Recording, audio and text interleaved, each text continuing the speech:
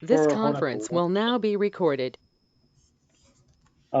Thanks for coming. And as always, I'd like to start off with the Pledge Allegiance to the flag, please. I pledge allegiance to the flag of the United States of America, to the republic for which it stands, one nation, under God, indivisible, with liberty and justice for all. Thank you very much. And as next photo is, I'd like, we got to do some. Everybody got to do some beauty here. Okay, I'm going to ask that everyone go on mute. Okay, everybody on mute. Well, they can't answer it because I'll be on mute. Okay. So Can you hear me? a little bit. Yeah, I'm good. Who was that just spoke?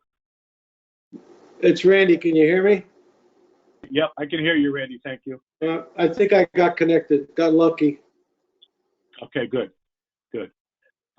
Yeah, for some reason I can't. Every time I click on the go to meeting, it just says the site can't be reached. I'm not sure what's going on, but anyway. So the first order of business is the approval of the RDA meeting minutes. And do I have a motion to approve a January 26th meeting minutes? Excuse me. This is Mary Beth. I motion to approve the minutes of last January's meeting. Thank you, Mary Beth.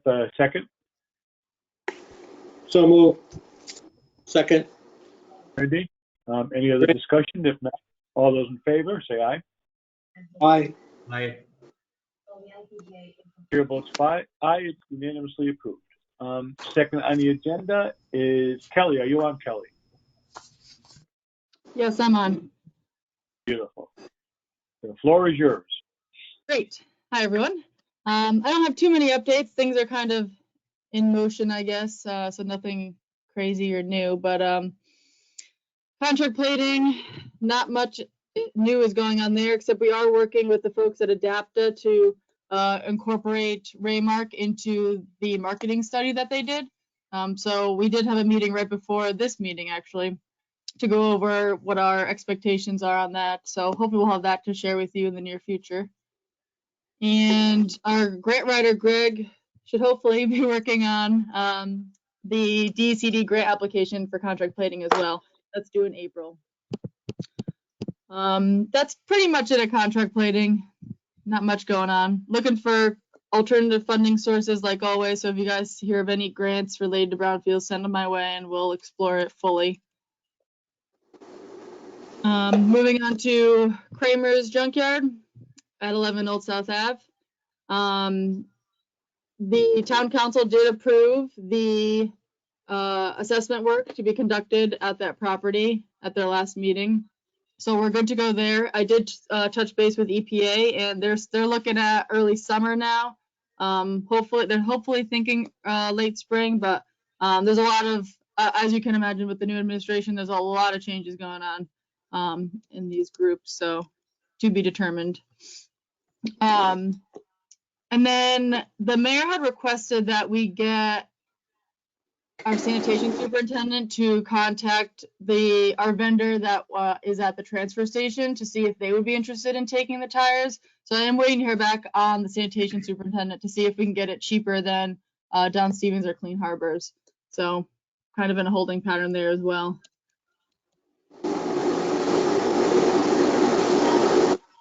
Center School, the old Board of Ed building, the proposal from Time Bond went through review with DECD already, but they had some comments that they wanted to address. So I'm waiting on that from Time Bond before we can move forward. And then I'll just double check with DECD again that they're comfortable with it.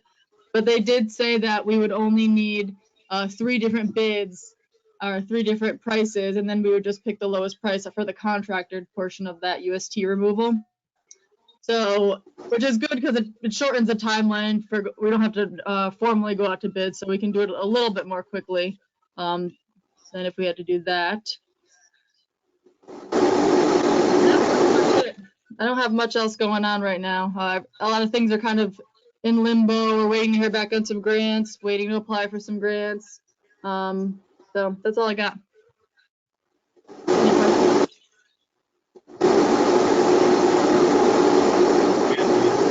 your microphone, Randy.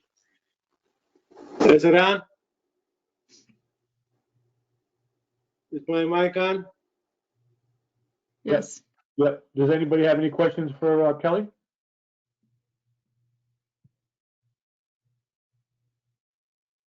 Hearing none, we can move forward. Next in line is the former Center School site. And can everybody hear me okay, by the way? Yeah. Okay. So the former Center School site, little bit of progress has been made. Mary Dean and the mayor and I have had conversations with our consultants in regards to the RFP as we as a follow-up to our last conversations as the RDA. And just to confirm, we had decided to go out directly for RFP, not RFQ, then RFP. We feel that we've gone through that, and we want to get I'll say to the end zone a little bit quicker. So we're in the process of developing that, coming up with the proper language based on all the input and information that we've received in the past from, both the mayor and our consultants and Mary Dean and the council. So we're trying to get this as open as we can to encourage participation, but yet make sure that we don't stumble or have the same stumbling blocks that we had in the past by maybe being too precise. Two things that the RDA needs to understand and should know about, I should say, so excuse me, is that the center school is now off the table. And I'll say that indefinitely at the moment because some of the plans that the town had in store for the Board of Ed didn't work out quite so well. So we're back in a hunt to see if there's a relocation possibility for them. Along with that, there seemed to be some needs for the Copperwatt House. So we are having a Copperwatt House taken off the plate as well. The only thing we need to understand, so this is sort of twofold. So let me see if I can keep this short and quick, right? As we all know, we want to have some potential town participation in under podium parking. If we have parking below the surface, then the Copperwatt House and or access to the property isn't important because we'd be coming through hopefully right away through Vinnie Chase's property. If for some reason the underground parking doesn't work out for whatever those reasons might be, then the Copperwatt's house would become more important in the RFPs. Now, having said that, the only thing that we're contemplating tearing down at the time was anything that was non-historical. And by doing that, it allowed us to get an ingress and egress off East Main to get to the property. So we're still looking at that a little bit further. I don't think we have all the details yet on that.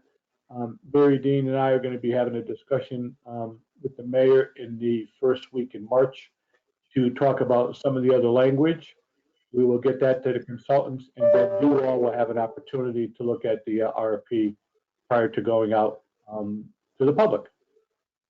Seems like a lot of interest this time, people coming to us. I'm hoping that we might get some repetitive motion as well as some new. So keep your fingers crossed and we're moving forward. Any questions?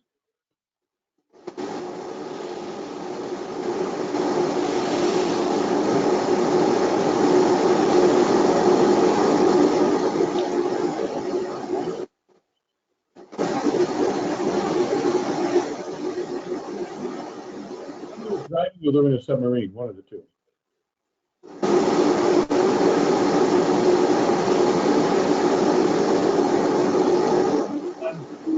Randy, your mic is still on.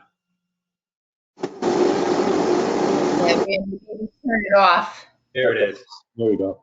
So Randy, you're the culprit.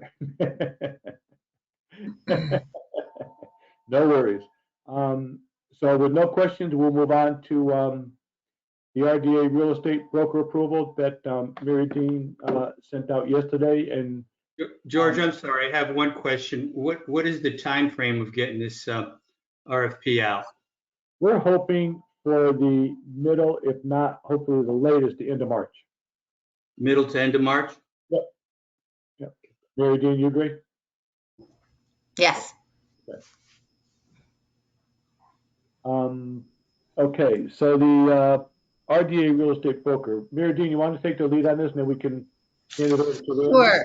Sure. So Karen and I dug through the files and found information based from back in 2012 when the RDA was first formed. And we sent the copy to all of you, and we're happy to see that there were a lot of updates that were recommended to it to make it more, less cumbersome for whoever is responding to it. My question to you is, it's an RFQ. So that's because we're looking for the qualifications of the brokers, correct? So you're not doing an RFP, you're only doing an RFQ? Is that?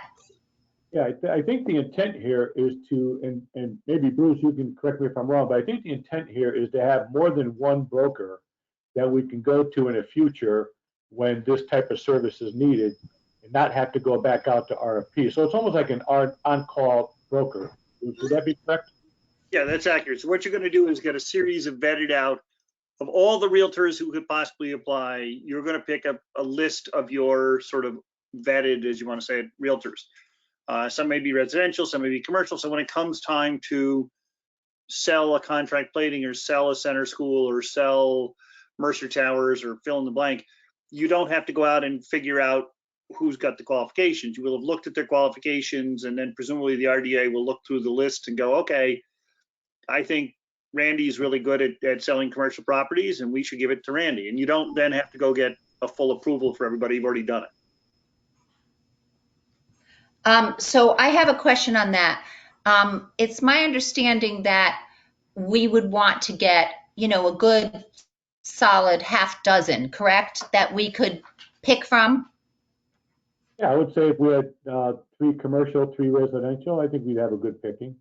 I don't think we need any more. Oh. Anybody agree or disagree? See, I was thinking that because we have more commercial properties that we should be having more commercial brokers. What do you think, Randy? I don't think you need more than 3. We happen to do a lot of on-call for municipalities all over the state. And there's typically, it's either just us or us and maybe one other. So I think 3 is plenty. Gentlemen, do you, and ladies, do you think that we need? Well, you're saying 3 on the list, or we have 6? We have 7 actually on the list right now, and they vary. Right, 7 commercial. That's my point. Yeah, I think we keep I'd like to have 6 or 7, and then Right. the project comes up and say it's residential, we concentrate on the residential, although a lot of these people do both. So I'd like to have the 6 or 7, whatever that's worth. Really? So Randy indicated that it's a very different RFQ that needs to go out for residential and that we shouldn't combine them. I would agree. I think the brokering license requirements are much different, aren't they? Well, let's make 3 and 3 then. It's still 6. So I'm just going to bring this up because right now we have 6, but all 6 do commercial. DeLibero, Bobby, does both. So what we're technically doing is if all 6 apply, we're kicking 3 off if they qualify. Well, so the 6 that we have, those are on the previous list. I mean, I'm a little confused here. The 6, I thought those names were just names that were thrown out as possibilities. No, they were on the list as possibilities to call on any project that the RDA might have. Right, and now we're trying to formalize that list to be a legitimate on-call, so we don't have to go out for RFP every single time, correct? Bruce, these 6 people are the ones that responded to the RFQ 6 years ago, right? Yeah, it was more like 9 years ago. So what I would do, like every couple of years, it's good to refresh the list. So I think the idea is you go out. I think we do an RFQ, for 3 commercial brokers, 3 residential. That way, when this commission decides, okay, let's take Wade's Garage versus contract plating. Somebody's going to have a skill set with that sort of property, and you want to have a broker sort of set up to say, okay, they're going to be better with this versus, a residential property like 91 Wood, which is, you don't need the skills of a commercial broker, but I think you're all correct, which is we just want to pull one off the list and go, okay, I need somebody who knows how to work with the town, knows the restrictions of the town, understands that we have to get town council approval. I mean, the problem we had with brokers, the reason we created the list before was we were then sort of talking about, the problems working with the town and the fact that things happen once every month and that you have to get we don't just go get a listing agreement signed. We have to get approval to sign. And, there's all sorts of limitations that come with working with the town. We're going to have some good properties coming up. I just want to have a group of people ready to go so we don't have to start from scratch. I guess I just wonder we have so much more commercial than residential. Do we need the same number of brokers? I would say, look, you have a bunch of commercial now, but if when the moratorium on taxes comes up and the foreclosures start, that may switch. Okay. I mean, I hate to be the bearer of news, but there's a whole bunch of people who haven't paid taxes that are going to have a problem because we just put them off. We didn't get rid of them. So there's going to be a ton of properties where we have to do more work, I'm hopeful, than foreclosures. But I want to have somebody on call if a property comes in. Like Wood Avenue is a great example. We own it. We really I want to market it to the best value for the town. Right. Okay. So we have this RFQ that's really geared towards commercial realtors. Is there someone we can reach out to? Because Karen, I don't think there was one on file for residential. Was there? Yes, Mayor, there was one for residential as well. Okay, so we'll have to send that out to everybody. Or should we send it, is anybody more well versed with what the qualifications are for a residential broker? I can figure that out. Okay. And so my other question is, we'll start this process, but in the meantime, do we want to delay putting Mercer on the market? Can we put Mercer on the market based upon our current list and concurrently send the RFQ out for the future properties that we know will be moving along? Same with Wood. We already had Bobby DeLibero involved in that, so I'm thinking we continue with that. What does everybody think? I'd rather see it go out sooner rather than later. I would not want to wait. No, I'm not saying we're waiting. I'm saying concurrently, but do we want to wait on Mercer until we get the RFQ out and review and pick out the list? Well, Mercer is a commercial property, isn't it? Right. We have commercial. So, can we just give it to one of them? Yes. That's what I'm asking. And then concurrently, we try to update our list and send out an RFQ. So you agree with that? Okay. What about everybody else? I would agree. I'm fine with that. I'm fine with that as well. I do have a question though, because I'm kind of new to this process. Once the RFQ goes out and the new list is approved, do the properties get assigned on a rolling basis to the three commercial realtors?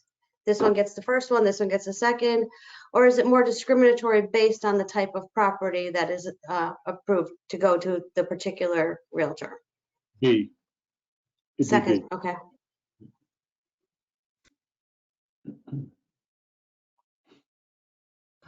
So in this list, who would we want? Do we want to discuss the candidates to talk about the Mercer property now? I think we do, right? Yes. I don't have. Okay, yeah, sure. You want to?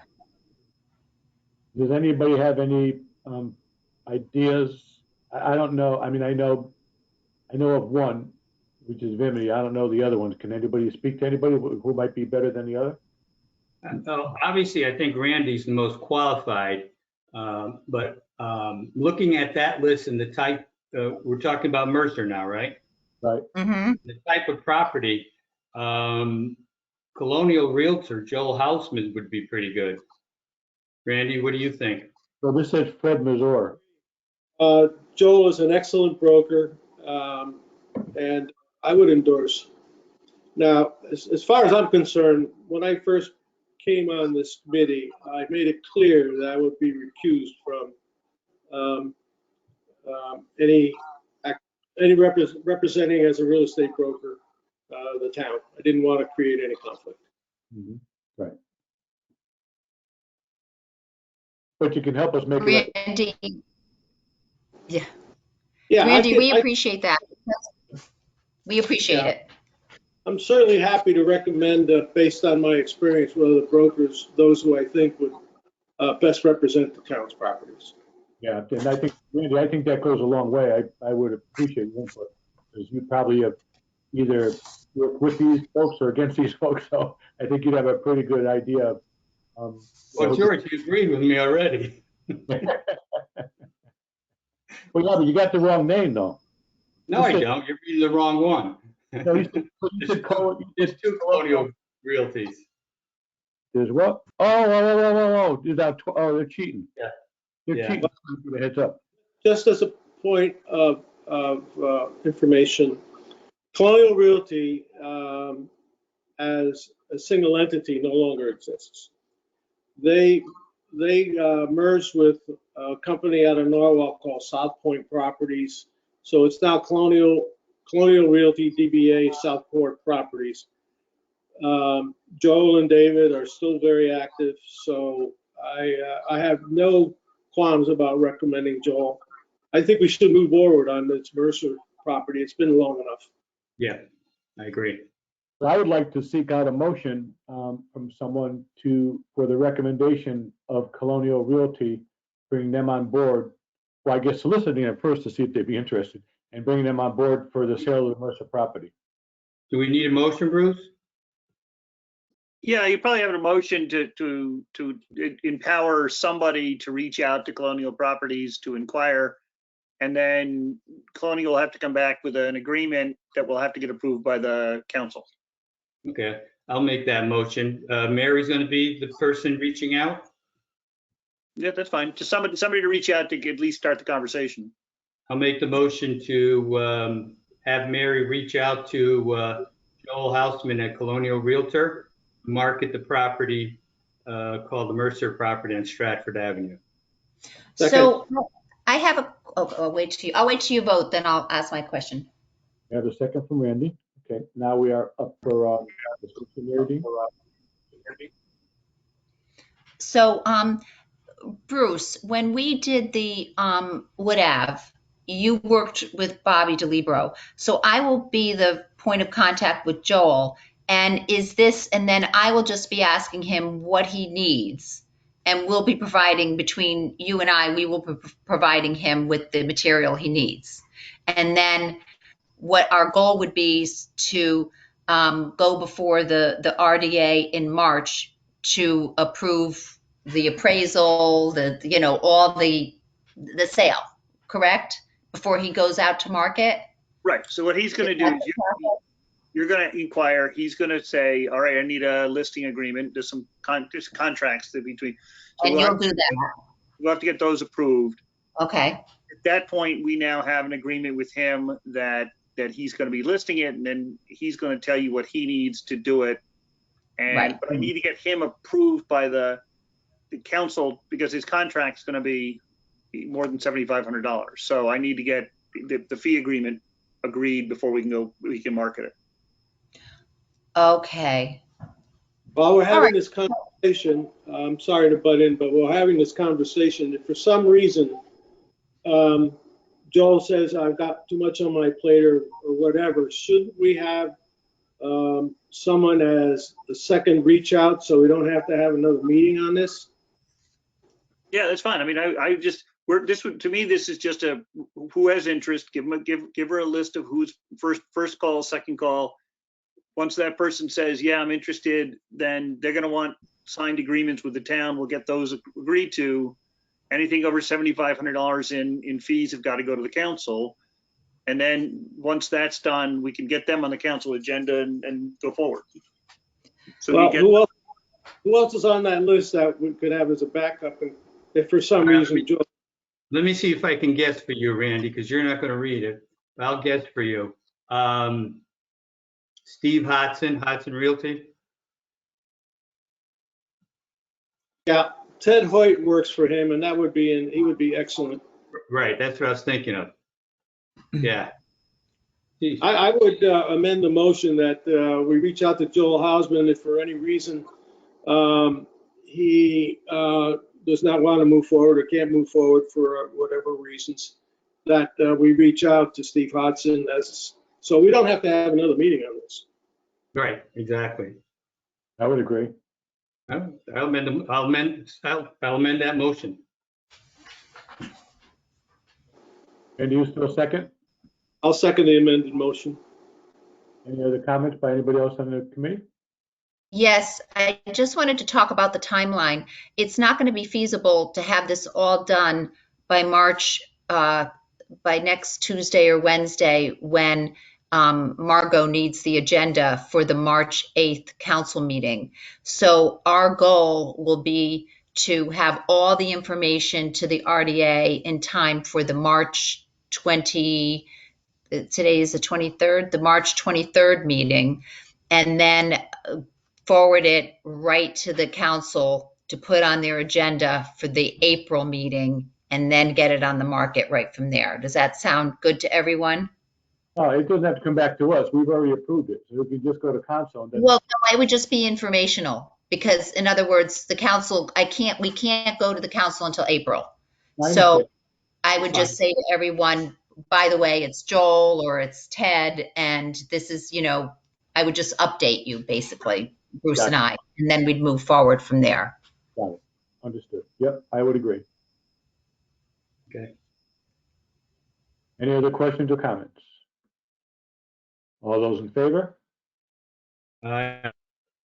Unanimous. Chair votes. It's unanimous. Thank you all.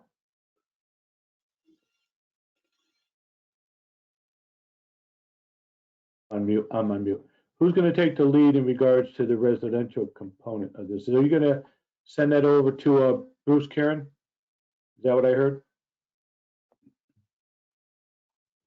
Yes, George, that's what we'll do.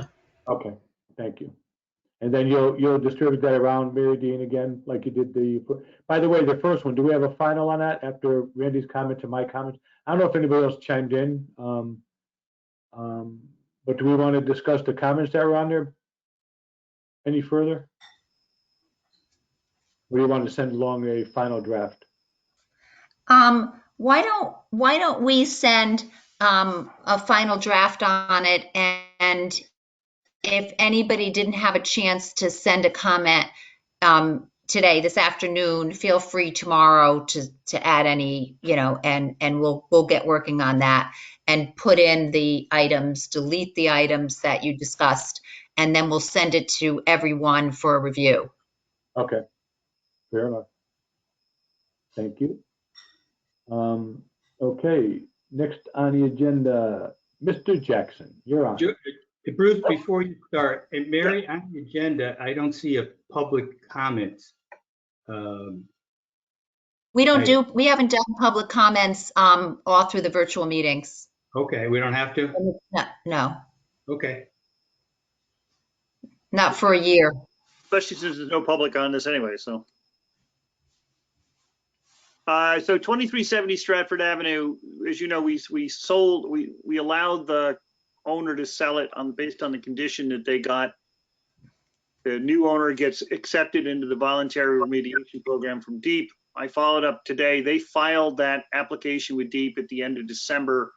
I don't think DEEP's acted on it yet, but nor have I given them the original release of our lien. So they will do it because I still have the piece of paper they need. So I'm just waiting on them to finish that process. Van Buskirk, as you may have known, if you saw the council agenda, the minutes, council agreed to the abandonment. I'm going to work with John Casey to come up with legal descriptions for the properties to be abandoned. He's got to work on part of what planning did was put language in there about a turnaround at the end of the paved portion of it. And John says, well, you really can't do that because of the way that everything's constructed. But John says he thinks he can do like an anvil or a T at the end for a turnaround. So I told him that he could figure that out. But the problem with that is there's no cost to us to abandon the property. But if we start building T's at the end of Van Buskirk, that's going to cost some money. So I told John he can figure that one out. But I'd like to help planning and get a T there, but I don't want to incur, $100,000 and can't cost the town to build something at the end of a road that doesn't go anywhere. But that's John's purview, and I'll let him figure that one out. Hey, Bruce, before you move on, at our last meeting, you were going to reach out to that house in front of the L-shaped property. Have you? Yeah, so I reached out to 65 Wood. The man responded and said he was interested. Just by way of reminder, his parcel is 0.11 acres. The parcel we're looking to get rid of is 0.11 acres. But if he takes that parcel on Van Buskirk, he then gets the right to he will give him the half the road like everyone else. So he would literally double the size of his lot plus some. Mm-hmm. One of the things we need to decide is how much we should sell him that little 0.11 acres for. I can tell you that our tax assessor values it at $8,500 fair market value. I need to give him some numbers. If you all want to give me directions on what to offer it to the gentleman at 65 Wood for, just so I have a starting bid. Bruce, excuse me, wasn't Chris Timniak okay with that amount? Both the mayor and Chris were okay, but I thought I'd ask the RDA since it's really your purview. Yeah, I agree with that. And I think we talked about that last time. Whatever the assessed value, we'd be fine with that. Right. And in fact, both Mr. Timniak and the mayor said if you came back with a lesser price that was close, they probably would accept it because what they really want is this back in the tax rolls. Right. And literally, this guy is the only logical person to buy it. And yep. If we add it to 91 Wood, it doesn't really improve the value. And I kind of think this is like hitting a home run for the guy. If he can figure out how to buy the lot, he literally would double his lot. So I think I'm kind of predisposed to give it to him if I can figure out a way to make it happen. Yeah. Other than giving it to somebody on 91 Wood, which is just going to be a little elbow that really doesn't do any good for anybody. Right. Once we know for sure whether this gentleman will buy that little lot, then I can progress to market 91 Wood because then I'll know the total square foot of 91 Wood at that point. Right. So I think we're saying that we all agree to move forward with Chris and Mayor's recommendation as well as the assessment. And if he negotiates down south a little bit, I don't think anybody's going to lose any sleep over it. I've already been told be in the ballpark because he really. I mean, look in this pandemic, not everybody's got $9,000 laying around. Right. Although if he went and refinanced his house, he could add the lot. There's a bunch of stuff he could do. I don't want to tell him how to do it, but again, it just seems like this is for $8,500. He'll literally double his lot, which is kind of a market increase in the value of his house. I think that's kind of that seems like the best use of the property. Yeah, and that $8,500 is going to gain him also another half of that street for free. Right. So he goes from a 0.11 acre to almost a quarter acre overnight. Yeah, that's great. All right. I don't need to vote on that, do we? No. I just wanted to run it by you because that's your purview. And then once 65 Wood is settled, then or the lot behind 65 Wood, then we can market 91 Wood. The oil tank's out, the remediation's done, right, Kelly? All the remediation's done on the oil tank, right? Yes, that's all completed. The only thing to remember is that there's no heat source in that building. I don't think anybody wants anything to do with that building. Okay. But the goal would be to sell it as is. The question is whether you could get two lots in there or not. But unless we started getting into subdivisions, I'm going to just sort of say sell it for the best price I can as it sits and take a shot at getting as much as I can get out of it. and then let whoever buys it figure out what they can or can't do with it. I also don't want to explain to the neighbors how the town's getting into shoving different lots in there. As soon as the gentleman next door can tell me on 65 Wood that what he wants to do, I'll be able to get that one rolling. Now, could this be our first piece of property that we give to our new residential real estate broker? Yeah, it depends whether you want to. You have one real estate broker residential on the existing list, or you could wait till the new list comes out and do that.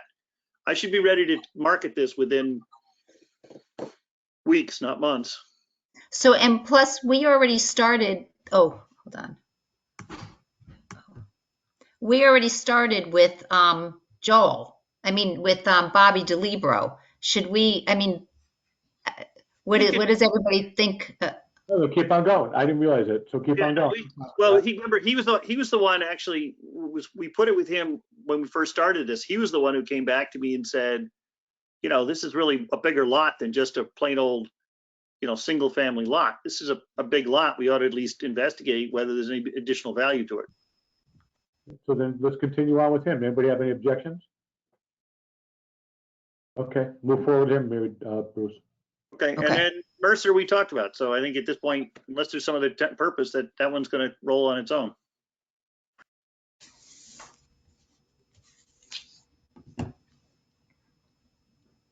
That's all I got. Mary Dean, the budget. Okay, so Karen put this together, and George has a copy of it. And basically, we've just listed our expenses thus far, which are $7,505.28. And it has been mainly UST removal for 91 Wood Ave, the drum environmental services for the drum and liquid removal from 11 Old South Ave. And mind you, both of these amounts, which are 2,700, so they add up to about close to 9,000. We will be reimbursed when we sell those properties. Okay, and then the other expenditures are just for our, our valuable secretary, right, Carol Cabral. We have one encumbrance of $709.52. And we started with 75,000, and we're currently available at 66,785.20. So a lot of it will come back to us because we put it in to, get the properties ready for sale. The only question I had, because I honestly couldn't remember, Kelly, on Wood Avenue, was that all inclusive, including the overruns? For that price that Mary just listed, yes, that should have been right. Okay, I just want to make sure that. Yep. So yeah, there was the two under expenses for 91 Wood, and the one encumbrance of $709.52 was also for 91 Wood. Anybody have any questions on the budget? No, I just would have a suggestion. Mary, if we could see, you put that budget under our eyes. Absolutely. Next time we'll send it to everybody in advance. And we'll absolutely, and you know what? We'll send it out to you tomorrow. Okay. So you can just have a copy for your file. The other question I have is the proceeds from the sales of these properties. Don't they move to the general fund, or they don't come back? The proceeds do. The RDA just gets reimbursed for the money they put into the property to from the sale. We don't keep that goes right into the general fund or whatever the town needs it for. Okay, thank you. Otherwise, we'd be a non-profit organization making a lot of money. Okay. I think it would be hard pressed to get our 75,000 revenue moving forward. I don't think we need it, Mary Dean, the way we've been going. That brings us to the end, except I want everybody to note that I'm in jacket and tie, and Tony's in a golf shirt. So just for the record. And other than that, do I have them? And we have Kelly is turning into our Rapunzel with her long hair. So, yeah. I was feeling great until I heard that. Do Do I have a motion to adjourn? Motion to adjourn. And a second? Any conversations, any comments? All those in favor? Aye. The vote aye, passes unanimously.